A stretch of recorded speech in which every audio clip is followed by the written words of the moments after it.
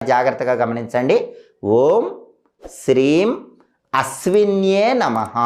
ఈ మంత్రాన్ని 21 సార్లు రోజు సంధ్యాకాలంలో చదువుకోండి. అప్పుడు ఆ మంత్రం చదువుకునే వాళ్ళ మీద తథాస్తు దేవతల అనుగ్రహం ఇంకా అద్భుతంగా పనిచేస్తుంది. తథాస్తు తథాస్తు తథాస్తు అని చెప్పి ఆశీర్వదించి వెళ్ళిపోతారు. ఉద్యోగపరంగా కానీ, వ్యాపారపరంగా కానీ, విద్యాపరంగా కానీ, వివాహపరంగా కానీ ఏ కోరిక ఉన్నా సరే కోరిక చెప్పుకోండి. ఈ మంత్రం 21 సార్లు చదువుకోండి.